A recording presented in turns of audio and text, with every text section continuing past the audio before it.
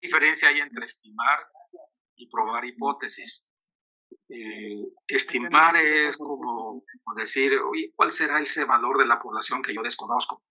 Y voy a intentarlo conocer a través de la muestra y estimo con la muestra y digo, me aproximo a ese valor, ya sea puntual o por intervalos, ¿no? Esa es la idea de la estimación. Pero ¿cuál es la idea de la prueba de hipótesis? ¿Qué significa probar una hipótesis? ¿Qué es una hipótesis estadística? Entonces aquí viene más, esto está más apegado a la metodología de la investigación, porque siempre en todo problema, en toda investigación, hay que plantear ese problema, ¿no? O sea, siempre todas las investigaciones se empiezan con el planteamiento del problema. A partir del planteamiento del problema, pues van a uno, ¿qué sigue cuando uno plantea un problema en una investigación? Pues busca bibliografía, ¿no?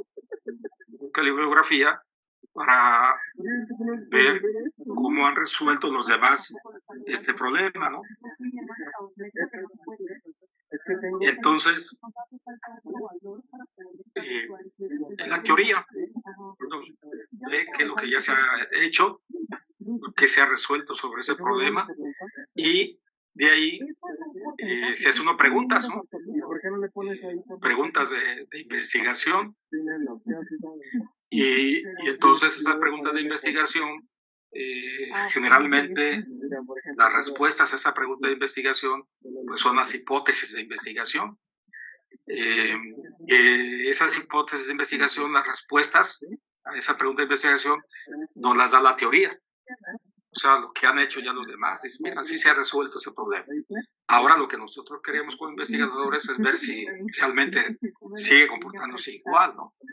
Entonces plantea la hipótesis de investigación y ahora el asunto es cómo yo convierto una hipótesis de investigación en una hipótesis estadística. Ese es un paso muy, muy importante, porque hay que medir las hipótesis de investigación y a veces se plantean muy en general.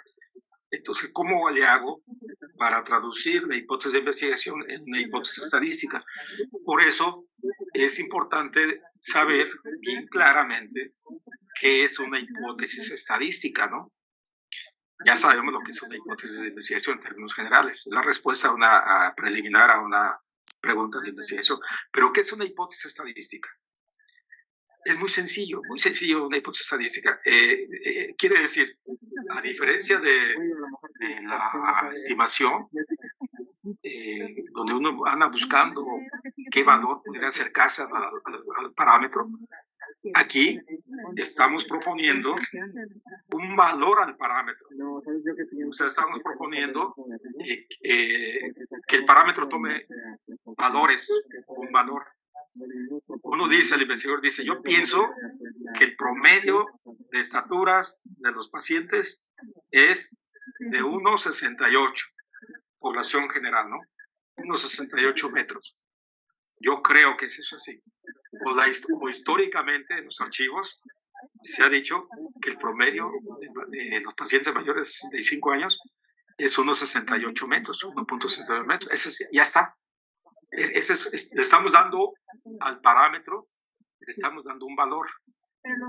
Ese hecho de asignarle valor al parámetro, eso es lo que se denomina una hipótesis estadística, ya sea un promedio, una proporción, una varianza, cualquier medida estadística. Acuérdense que es un parámetro, cualquier medida estadística que se obtiene en una población, ese es un parámetro. Y el investigador está interesado en conocer las poblaciones. Cualquier investigador no está interesado en conocer nada más la muestra. La muestra es un medio para el conocimiento del todo. Y en el caso de las hipótesis, pues lo que se está diciendo es que ese todo, por ejemplo, el caso de un promedio, vale tanto, que una proporción, ¿cuál es la proporción de personas que fallecieron por COVID en Acapulco? ¿Cuál es esa proporción? La sabe, hay registros, pero hay algunos que no se registraron. Entonces, ¿cómo yo le hago? Entonces dicen los expertos, yo creo que la proporción es de tanto, ¿no? No estoy haciendo estimación, estoy proponiendo una hipótesis. Creemos que la proporción de personas que fallecieron por COVID en Acapulco es de 0.35, por ejemplo, decir algo, ¿no? Bueno, eso es una hipótesis estadística, una asignación, una aseveración, una afirmación acerca de los valores que puede tomar un parámetro. Vean la diferencia de una hipótesis estadística a una hipótesis de investigación. La hipótesis estadística es más medible, más empírico, se puede probar, ¿no? Entonces, ¿cuál es el procedimiento? Entonces aquí viene cómo se prueba la hipótesis, una hipótesis estadística. Entonces hay que plantearlas primero. Aquí esto se me hizo interesante, este esquema de Rocío Lima, dice establecer la hipótesis nula y alternativa. Aquí ya vienen esos dos conceptos en estadística. ¿Qué es una hipótesis nula y qué es una hipótesis alternativa? Lo vamos a checar. Hay que seleccionar un nivel de significancia. Aquí ya no es nivel de confianza, es nivel de significancia. Cambia el significado, ¿no? El término. ¿Qué significa eso? Después, identificar un estadístico de prueba para hacer la prueba, precisamente por eso se llama estadístico de prueba. Luego, ver si rechazo o no rechazo la hipótesis nula, la regla de decisión. Este enfoque es el enfoque de Neyman-Pearson, que le llama. Este enfoque que estamos comentando aquí, porque hay dos enfoques en general del enfoque frecuentista. Se divide en dos enfoques, el de Neyman-Pearson, que es toma de decisiones, y el de pruebas de significancia de Fisher, que es lo que le llaman el valor de P. Muchos de ustedes y eso ya se arroja en un software, ¿no? Es muy difícil calcular el valor de P en las tablas. Se puede hacer interpolando, pero antes por eso usaba más el alfa. Se asigna un alfa. Ya está, ya con eso resuelvo. Pero ese es el enfoque de toma de decisiones. Para que al final precisamente diga uno si rechaza o no rechaza la hipótesis nula, porque de esa manera, si rechaza la hipótesis nula, acepta la alternativa y concluyes tu trabajo de investigación. Porque generalmente, las hipótesis nulas son obtenidas por la teoría, por lo que ya está establecido, por lo que hay en los registros. En algún hospital, en algún lugar, hay información y esa es la hipótesis nula. Y el investigador quiere cuestionar esa hipótesis nula. Dice, no, en este momento no es eso. En este momento yo pienso que es más que eso, o es menos que eso, o es diferente a eso. Está contradiciendo la hipótesis nula. Y el asunto es que siempre, generalmente, el investigador se sitúa con la hipótesis alternativa, que es la que está proponiendo el investigador. Por eso que el objetivo de la prueba de hipótesis es rechazar la hipótesis nula. No rechazar, pero el objetivo central del investigador es que se rechace la hipótesis nula para que se acepte la alternativa, que es la del investigador. Y entonces ya dice, bueno, yo rechazo la hipótesis nula, entonces la mía, la alternativa, es la que acepto, y entonces concluyo que lo que yo estoy diciendo es más adecuado, ¿no? Ese es el procedimiento. Aquí les estoy planteando esos dos grandes áreas. Estamos hablando dentro del enfoque frecuentista.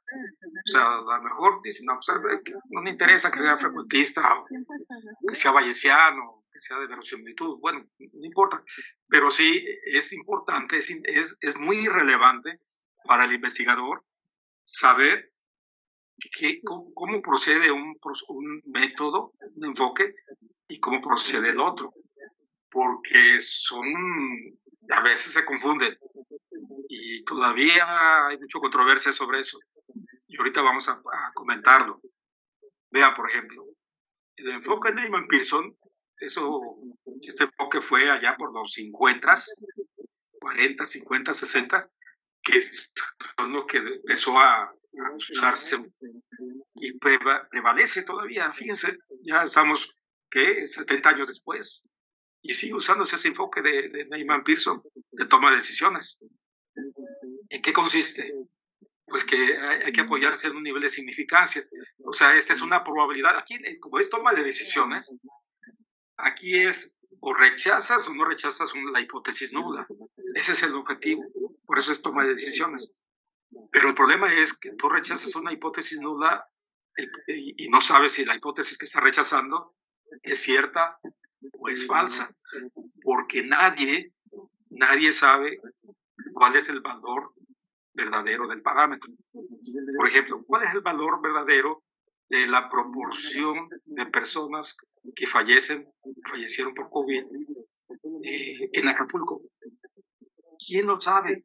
El verdadero valor, nadie lo sabe, porque tendríamos que ir a hacer un censo completo y no nada más lo que está en los hospitales, sino de toda la población, porque hay gente que murió en su casa y no fue reportada, etcétera. Entonces, ese valor verdadero, como nadie lo conoce, uno está especulando sobre él. Pero de repente, como les comentaba, alguien dice, no, yo pienso que es 0.35. Y entonces, pero un investigador actual dice, no, yo pienso que no. Entonces está planteando la alternativa. Entonces el problema es, ¿qué tal si se rechaza la hipótesis nula cuando es verdadera? Tú como investigador rechazas la hipótesis nula, pero ¿qué tal si es cierta? Y la está rechazando, se está cometiendo un error. Ese error se le llama error tipo 1. Y eso es lo que significa este concepto de alfa. Nivel de significancia quiere decir la probabilidad de tomar una decisión equivocada. Tomar una decisión equivocada. Rechazar una hipótesis que es cierta. Eso es lo que quiere decir el alfa. No es la probabilidad de rechazar la hipótesis. O sea, esto se confunde mucho. Es la probabilidad de equivocarte en tu decisión de rechazar la hipótesis cuando es cierta. Es esto que está aquí, que estamos comentando. Entonces, ¿qué es lo que se hace? Este alfa, en las investigaciones, cuando se usa el alfa, no se calcula. El alfa generalmente te lo dan. Dice, a ver, usa un nivel de 1%, 5%, 10%. Generalmente uno se sitúa en esos tres niveles. ¿Por qué en estos tres niveles? Porque así están las tablas. Vamos a ver si por aquí hay una tablita. Vean, aquí están las tablas. En las tablas son los niveles que se utilizan. Entonces, pues por eso que no salimos de ahí. Pero es que ya no hay, ya ahorita hay computadoras, no es necesario hacer esto nada más con el .01, .05, .10. Hay que romper ese esquema. Pero bueno, eso es lo que se hace, ¿no? Después de eso, se determina una región de rechazo de la hipótesis nula. Ya que se determina la región de rechazo, viene, bueno, eso es el paso fundamental, ¿no? Encontrar una región de rechazo. Esto no lo hace el enfoque de Fisher, de pruebas de significancia. Y ese concepto de significancia acá y significancia acá es lo que se hace que se confunda. El enfoque de Fisher fue primero. Fisher fue estadístico fundamental, el padre de la estadística, allá en los años 20, acuñó el término de prueba de significancia. Y él fue el que propuso que se usara el valor de P. ¿Qué es el valor de P? El que sale en las computadoras, siempre salen ahí, algunos le llaman P valor o a veces no lo traducen, le ponen P value, no sé, pero realmente es un valor de una probabilidad. Valor de la probabilidad, P es probabilidad, es la probabilidad de obtener un resultado del estadístico de prueba que se está utilizando, sea igual o más grande al obtenido en la muestra, siempre y cuando la hipótesis nula sea cierta. Entonces, fíjense, es un concepto que pueden decir, híjole, Esto está en chino, ¿no? Está en otro idioma, no sé. Pero bueno, estamos hablando de probabilidad, ¿eh? Ustedes vieron anteriormente, hay un curso de probabilidad. ¿Qué es la probabilidad, no? La probabilidad es una medida de la incertidumbre. ¿Qué probabilidad es que yo tenga un resultado determinado? Entonces estamos calculando la probabilidad. Si las probabilidades son muy bajas, quiere decir que ese resultado es casi imposible que suceda. Si las probabilidades son muy altas, quiere decir que ese evento tiene alta posibilidad de que suceda. Esas probabilidades altas son las que se usan para los niveles de confianza. Por eso los niveles de confianza, ¿por qué se le llaman de confianza? Porque uno confía con alta probabilidad de que el parámetro se encuentre en ciertos valores. La confianza depositada en el valor de la probabilidad. Probabilidades altas, alta confianza. Y generalmente se utiliza el 95%, que también es un tabú, ya todo el mundo 95, 95, como si eso fuera ya la verdad, ¿no? Como si no hubiera más, 96 o menos, 94, 98, etcétera, ¿no? Pero ya todo el mundo se estancó en el 95%. Y como lo hacen todos con 95%, pues yo también lo voy a hacer con 95%. Entonces ahí se quedó eso como una especie de mito, ¿no?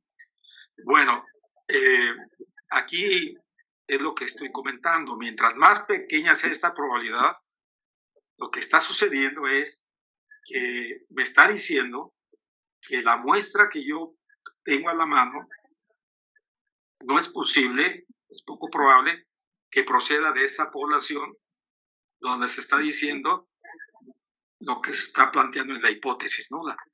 Si la hipótesis nula dice, no, el promedio de estatura de los pacientes mayores de 65 años es 1,68 y yo hago calculo mi valor P y encuentro que mi valor P es 0.005 o 0.001, es una probabilidad baja. Y lo que estoy diciendo es que no es cierto. Yo no estoy apoyando lo que dice la hipótesis nula. Es imposible que esta información que me tengo en la muestra proceda de esa población que yo digo que su promedio de estatura es 1,68. Es diferente el enfoque de cómo uno está probando una hipótesis. Y aquí en este enfoque de valor de P no se determina ninguna región de rechazo, porque aquí no es el objetivo rechazar o no rechazar una hipótesis. Ajá. Bueno, entonces eso lo planteo porque sí he notado en muchas investigaciones cosas que de repente se combinan estos dos enfoques. Ahorita lo vamos a checar. Vamos a ver aquí los pasos que están en la mayoría de la literatura, ¿eh? O sea, ¿qué es lo que le interesa al investigador? Un parámetro, una media, una varianza, una proporción, es lo primero que hay que elegir, ¿no? ¿Qué estoy probando en la hipótesis sobre qué parámetro? Formular la hipótesis nula, la hipótesis alternativa, un estadístico de prueba, que es una fórmula para probar la hipótesis, especificar los niveles de significancia, que es lo que les decía el alfa, eso ni siquiera se calcula, eso lo dan. Dices, hazlo con .01, con .05, .010. Y sobre esta base, determinar la región de rechazo, lo que les decía. Ahora, la región de rechazo se diseña a partir de estos tres elementos. Se diseña a partir de la distribución que tiene el estadístico de prueba, a partir del nivel de significancia que se eligió y a partir de qué tipo de hipótesis es. Porque en el caso de las hipótesis, las hipótesis alternativas, generalmente son de tres tipos. Bueno, dos en general, ¿no? Lo que le llaman unilaterales, que lo que está diciendo el investigador es que el promedio es mayor a lo que se dice en la hipótesis nula, o que el promedio es menor a lo que se dice en la hipótesis nula, eso se llama unilateral, derecha, ¿no? Prueba de hipótesis de una cola le llaman, prueba de hipótesis a la izquierda, con la izquierda, o si la hipótesis alternativa plantea que hay diferencia entre lo que se dice en la hipótesis nula. Eso es bilateral, ¿no? Una prueba de hipótesis de dos colas o bilateral. De estas tres, el investigador elige una nada más, que es la que él cree, que es la que considera que se cumple, ¿no? Y por eso está haciendo la prueba de hipótesis, ¿no? Y por eso intenta rechazar la hipótesis nula para que se acepte la que él cree. Y entonces aquí viene cómo se toma la decisión. Dice, si el valor del estadístico de prueba calculado está en la región de rechazo de la hipótesis nula, la hipótesis nula debe rechazarse. Si el valor no está dentro de la región de rechazo, la hipótesis nula no debe de rechazarse, ¿no? ¿Y a qué nivel se toma la decisión? Al nivel de significancia que se utilizó acá, en el paso 5, ¿no? Así se dice. A nivel del 5%, rechacé la hipótesis nula. O a nivel de 10%, rechacé la hipótesis nula. A ese nivel de significancia. Cuando se rechaza la hipótesis nula, con determinado nivel de significancia, se dice que se tiene un resultado significativo. Eso es un lenguaje de la prueba de hipótesis. Dice, yo hago una investigación significativa en el sentido de que estoy probando una hipótesis. Significativo quiere decir que se rechazó la hipótesis nula, la mía, del investigador. Entonces la conclusión es sobre lo que yo dije, la hipótesis alternativa, ¿no? Yo digo, pues, el promedio si yo planteé que el promedio de edad de los pacientes mayores de 5 años era más de 1.68 metros, y rechacé la hipótesis nula, que era igual a 1.68 metros, entonces mi conclusión es que efectivamente el promedio de pacientes de mayores de 5 años tiene un promedio de estatura mayor a 1.68 metros. Esa es mi conclusión. Esos son los pasos para probar este tipo de hipótesis. Estamos hablando del enfoque de toma de decisiones. Eso es en general. Ahorita vamos a ver un ejemplo. Vamos con el siguiente enfoque. Bueno, empezamos con un ejemplo, ¿no?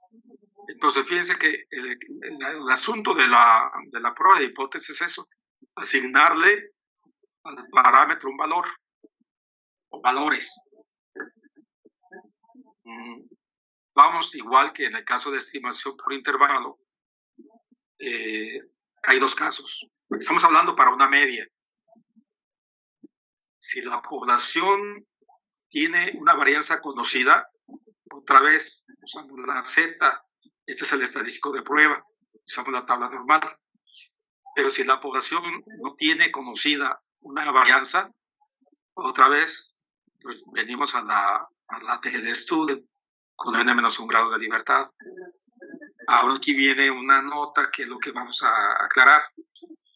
Dice, si el tamaño de la muestra es igual o mayor a 30, se puede usar cualesquiera de las dos distribuciones de probabilidad. O sea, quiere decir, si el tamaño de la muestra es mayor a 30, puedes usar la T de student, aunque desconozcas la varianza de la población. No sé si vean eso. Si el tamaño de la muestra en tu investigación es 30 o más, no puedes usar, de hecho, tienes que usar la T de student, porque desconoces la varianza de la población, la tienes que usar. Pero puedes usar la distribución normal también cuando el tamaño de la muestra es mayor que 30, aunque desconozcas la varianza de la población, siempre y cuando el tamaño de la muestra sea mayor a 30. Después les voy a explicar por qué ese límite de 30. O sea, ¿por qué no 40? ¿Por qué no 50? ¿Por qué no 20? Generalmente así dicen, tamaño de muestra 30 o más. Bueno, esos son los dos casos de los estadísticos de prueba. Vamos a ver aquí. Miren, aquí les estoy explicando. Y después vamos a los ejemplos. ¿Por qué se dice que una muestra grande se considera mayor a 30? Vamos a ver en el caso del intervalo de confianza el 90%. ¿no? Ya lo calculamos, nos da el Z 1.645, porque el 1 menos alfa sobre 2 nos da 0.95. ¿Y dónde está el 0.95? Hablando de las tablas, 0.95 no existe. Lo buscamos aquí, ¿no? No existe. Pero ¿cuál es el que más se aproxima? El que más se aproxima, pues es el 0.945 y 0.9505. Ajá. Entonces, ¿cuál es el que está en medio? El medio es precisamente el que estamos buscando, el 0.95, el 0.9500. Y entonces, pues no, como está exactamente en medio, pues nos vamos a ir en medio de los de acá arriba. Pero a la izquierda tenemos el 1.6. ¿Qué le vamos a sumar? Ni 0,0, ni 0,4, ni 0,5, sino la mitad de los dos, porque aquí está la mitad de los dos que estamos buscando. Sería el 0,45. A 1.6 sumamos el 0,45, pues nos da 1.645, ¿verdad? Ese es el valor de lo que tendríamos que usar, ¿no? Ahora, vamos a la tabla T de Student. Veamos, la tabla T de Student con el 90% de confianza. 90% de confianza, ¿cuánto es alfa sobre 2? Aquí lo tenemos, vean. Alfa sobre 2 es 0.05. Si estuviéramos utilizando la T de Student, estuviéramos buscando el 0.05 aquí. Pero acuérdense que la T de Student utiliza grados de libertad. Si usamos 30 grados de libertad, me da 1.697 el valor de la T de Student. 1.697 y usando la normal me da 1.645. Entonces dice, a ver, si los grados de libertad son 30 o más, ya cuando llegamos a 36 es 1.688. Cada vez que aumentamos el tamaño de la muestra, vean por ejemplo cuando vale 50, es 1.676. Si ven que se va aproximando, cuando tenemos 120, ya es 1.658. O sea, mientras más grande sea el tamaño de muestra, los valores de la T de Student se van aproximando a los valores de la normal, hablando de los coeficientes. De tal forma, aquí ya dicen, bueno, en el infinito ya es 1.645, lo mismo que encontramos en la normal. Entonces, y cuando dice, cuando n tiene infinito, pues dice, ¿infinito qué es? Infinito.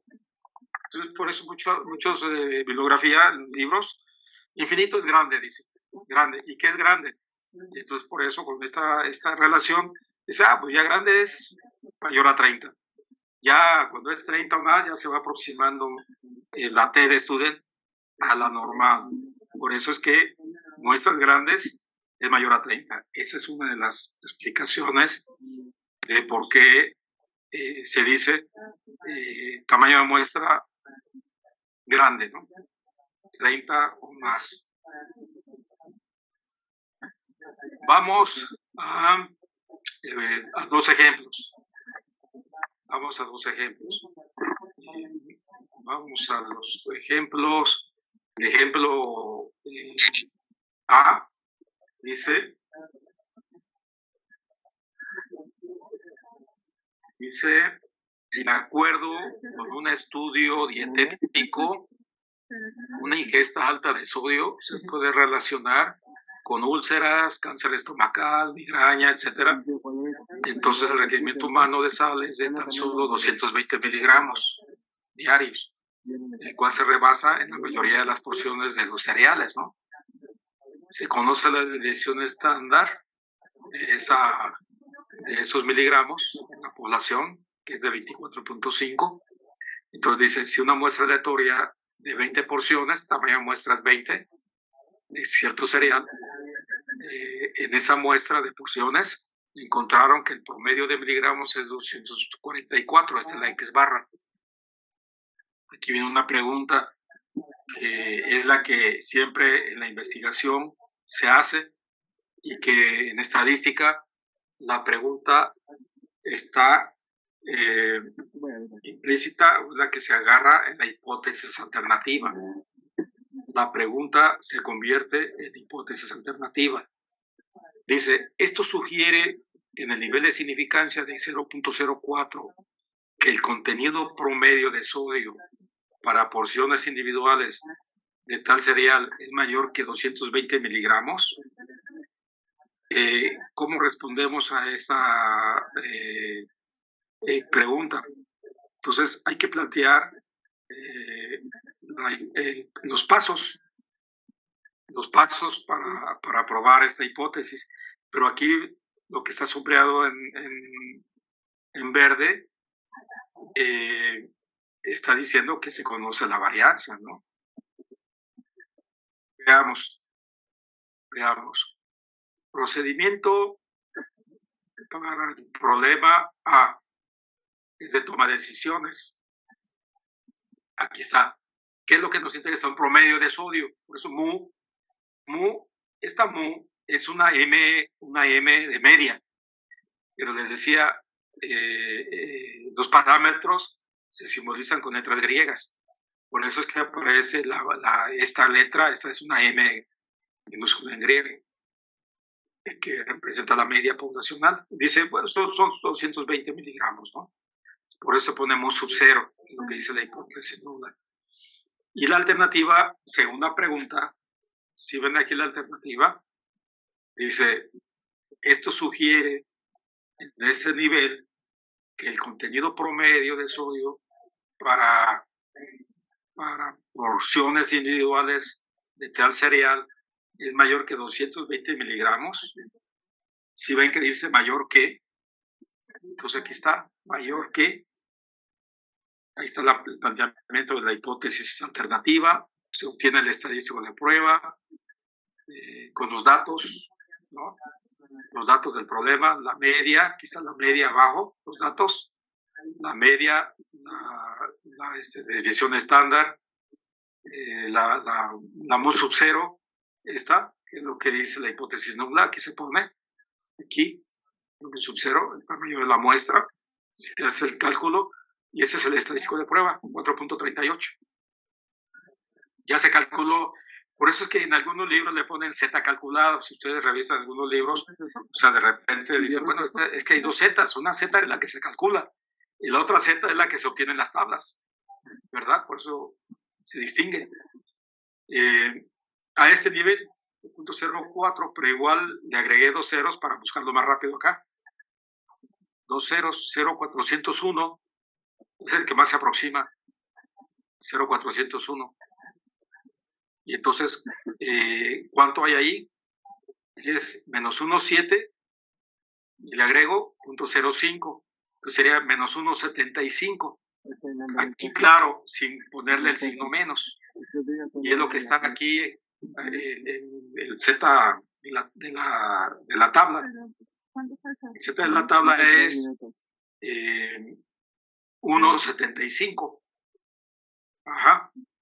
Ahora, ¿cuál es la región de rechazo? La región de rechazo, déjenme ver aquí, es esta. Aquí está la región de rechazo, que parte. ¿Por qué está a la derecha? Porque la hipótesis alternativa es mayor que. Por eso la región de rechazo es unilateral a la derecha. Y este numerito, 1,751, este se obtuvo del Minitab, pero aquí en la tabla nos da lo mismo, 1.75, ¿verdad? Aquí es 1.75.1. Es a partir de aquí a la derecha que empieza la región de rechazo, esta parte. Aquí está la región de rechazo. Ahora viene ya la decisión, ¿se acuerdan? La decisión es que si el estadístico de prueba se localiza dentro de la región de rechazo, se rechaza la hipótesis nula. ¿Qué estamos viendo aquí? ¿Dónde está este valor? 438, ¿dónde está?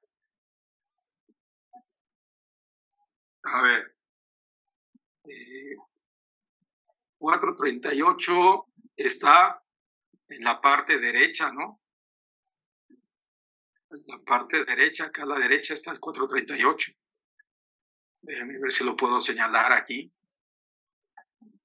No se alcanza a ver bien el cursor pero bueno. Sería, lo voy a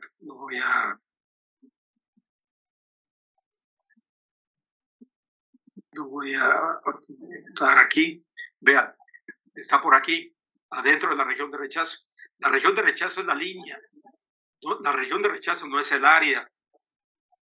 En muchos también, literatura a veces creen que la región de rechazo es el área, ¿no? La región de rechazo es esta línea de aquí. 438 está muy alejado, está dentro de la región de rechazo. Entonces, como está dentro de la región de rechazo, entonces rechazamos la hipótesis nula, ¿no? Esa es la cuestión. Y como se rechaza la hipótesis nula, se acepta la hipótesis alternativa.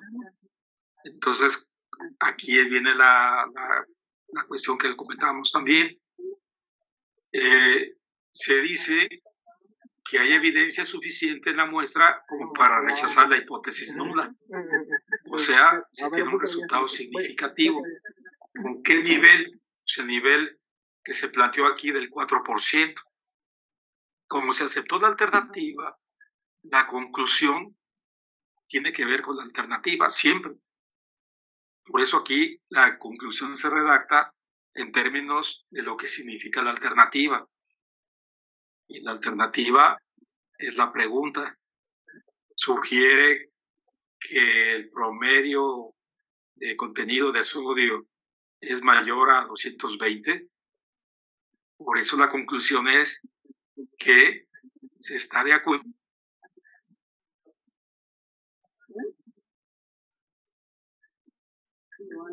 Ese cereal es mayor a 220 miligramos. O sea, aquí el investigador probó su hipótesis, ¿no? Y este es el ejemplo de una prueba de hipótesis cuando se conoce la desviación estándar, ¿no? De la población. Por eso usamos ese estadístico de prueba, Ahora, vamos ahora con la prueba, pero usando el valor de P.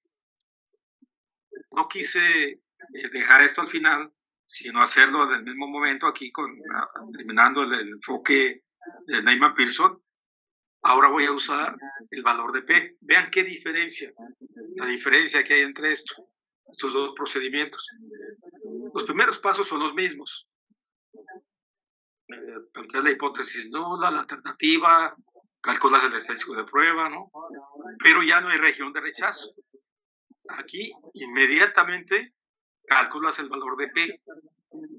¿Qué es el valor de P? Claro, eso tienen un software. El valor de P viene siendo la probabilidad de que la Z, la distribución normal, la variable aleatoria Z, sea mayor o igual al valor del estadístico de prueba que calculaste. ¿Cuál fue el que se calculó? El observado, 438. Cuando la hipótesis es cierta, ¿qué significa esto? Cuando se cumple la hipótesis nula. ¿Y cuando se cumple esto? ¿Dónde está el hecho de que se cumpla esto? Aquí, en la fórmula. Aquí estamos diciendo que se cumple la hipótesis nula. O sea, que estamos asumiendo que esa es la mu. Y esta es de la muestra. Estamos contrastando la muestra con la nula. Calculamos la probabilidad y vean qué probabilidad tan pequeña nos dio. Esta probabilidad se calcula con la distribución normal, con el Minitab lo hice, y me dio esta probabilidad. Dice, la probabilidad de que Z sea mayor a 438, déjenme ponerlo acá en la otra gráfica. Acá tenemos el 438 por acá adentro, ¿no? ya casi no hay área. Después de 4:38 ya casi no hay área. Ya no hay nada de verde aquí. Y es lo que se refleja acá. Vean, 4:38 ya no hay nada de área. ¿Qué área hay? Ahora vamos a continuar aquí. Bueno, ¿qué quiere decir eso? Es casi imposible la información que yo tengo, estos datos que yo tengo, que es la evidencia muestral, respalde a la hipótesis nula. Es difícil en este momento decir que esta información con la que cuento yo a la mano me esté respaldando, me esté apoyando la hipótesis nula.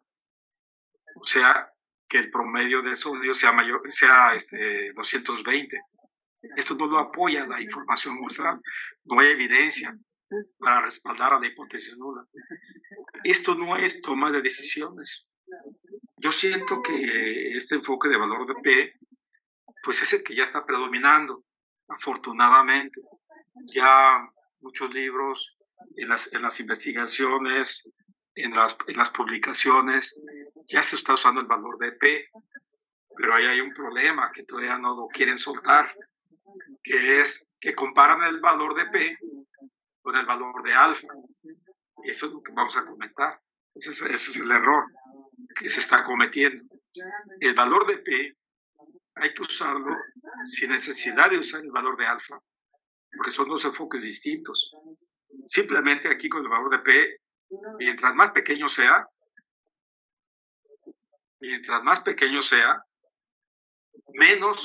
menos de acuerdo estoy con la hipótesis nula. Esto es que realmente en la investigación científica es raro que se tomen decisiones. Sí, en las investigaciones clínicas. En las investigaciones clínicas se apega más a la toma de decisiones, ¿no? Y puede ser que las investigaciones clínicas tengan mayor uso el alfa, el enfoque de Neyman Pearson, pero no las investigaciones científicas de otro nivel. O sea, me refiero a que donde no se tiene que tomar una decisión, sino que se esté probando una teoría.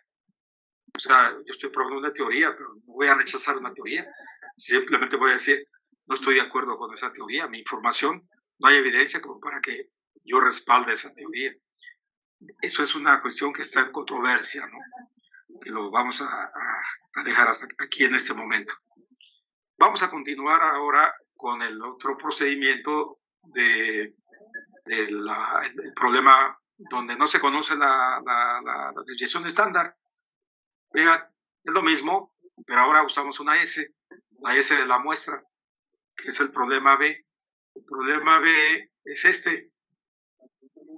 Ese es el problema B. Dice que esta asociación del corazón, de hipertensión, los investigadores reportan que personas que meditan bajan su presión sanguínea. Entonces, se toma una muestra de 22 personas y practican la meditación trascendental y meditan en promedio 7 horas y media a la semana. Ahora, con una desviación estándar de 2.25 horas. Aquí la pregunta es, esta información sugiere que el promedio son hombres que utilizan la meditación trascendental, meditan menos de 8 horas, y aquí te dice que uses alfa.10. Bueno, vean, es la misma situación, lo único que cambia es, aquí estamos, lo voy hasta el B, acá, ¿verdad? Ajá, lo único que cambia es que estamos usando la T. Es el mismo procedimiento, la alfa, la región de rechazo de la hipótesis nula, el alfa es 0.10, vean aquí, 0.10, y los grados de libertad pues son 21, nos da un coeficiente de 1.323, lo mismo que me dan en el militar. Es ahí donde empieza la región de rechazo. Pero ¿por qué está a la izquierda la región de rechazo? Porque la alternativa es menor que, si se fijan. Y entonces por eso es que está la región de rechazo a la izquierda. Y el estadístico de prueba es menos 1.04, es este. Está dentro de la región de rechazo menos 1.04, no alcanza a entrar acá, está cerquita de aquí, de un poquito antes, ¿no? Entonces no alcanza a entrar en la región de rechazo. Por eso es que, ¿qué decisión vamos a tomar? Pues como no está dentro de la región de rechazo, pues no rechazo la hipótesis, ¿no? Todo es no se acepta la alternativa. Entonces no hay evidencia de que en la muestra podamos rechazar la hipótesis, ¿no? O sea, no hay un resultado significativo porque no se rechazó la hipótesis nula. Y la conclusión es que la pregunta que se está haciendo aquí se tiene que responder, porque la alternativa es la pregunta. ¿Qué vamos a responder? ¿Se cumple? ¿Se cumple que en promedio los hombres que utilizan la meditación meditan menos de 8 horas? ¿Se cumplió? Veamos si se cumplió. No se cumplió porque no se acepta la hipótesis alternativa. Entonces la conclusión es precisamente eso, ¿no? Ajá. Entonces vean que sí es, ¿no? Al no aceptarse la hipótesis alternativa, eso sugiere que en promedio los hombres que utilizan la meditación trascendental no meditan menos de 8 horas. No meditan menos de 8 horas. ¿Sí está claro? Bueno, ustedes lo van a ir viendo, ¿no? Esto, pues, lo van a ir repasando y todo eso, ¿no? Ahora vamos para este problema B, sobre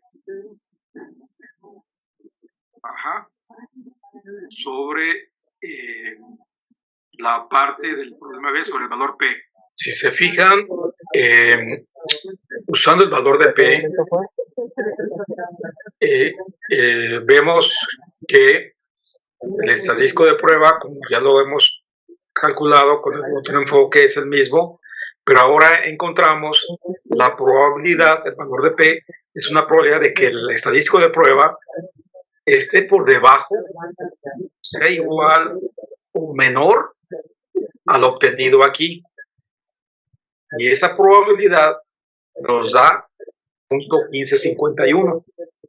Eso es lo que nos da esa probabilidad. Entonces, ¿es alta? Y aquí viene el asunto. ¿Es alta o es baja? Pues 0.15 vean lo sombreado, ¿no?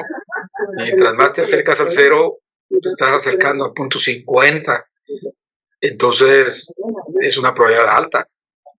¿Qué quiere decir esta probabilidad? ¿Qué quiere decir esta probabilidad? Esta probabilidad quiere decir que, pues, lo que se dice de la hipótesis nula, que sí, que esta información que se tiene es altamente probable que venga de una hipótesis que el promedio de horas por semana que meditan los hombres es de 8 horas. O sea, que respalda esta información, esta probabilidad, respalda a la hipótesis nula. No quiere decir que sea verdadera, sino que sí hay más probabilidad de respaldarla. Y eso es que